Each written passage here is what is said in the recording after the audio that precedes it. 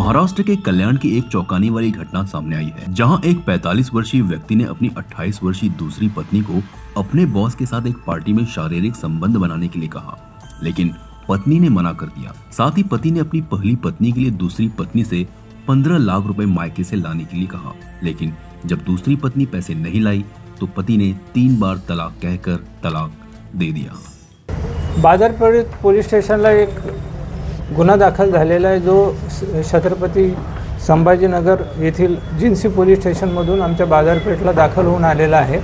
तो बाजारपेठला दाखल केलेला आहे। त्याची हकीकत अशी आहे की यातील फिर्यादी यास त्याच्या पतीने पहिल्या पत्नीला 15 लाख रुपये द्यायचे आहे म्हणून मला तुझ्या माहेरून पैसे घेऊन तिला शारीरिक मानसिक छळ केलेला आहे, तशा अनुषंगाची फिर्याद आहे आणि तिला घरातून हाकलून दिलेले आहे आणि तिला जाताना तलाक म्हटलेले आहे, अशा स्वरूपाची तक्रार दाखल झालेली आहे। या प्रकरणी गुन्हा दाखल झालेला आहे। बाजारपेठ पोलीस स्टेशन पुढील तपास करत आहे।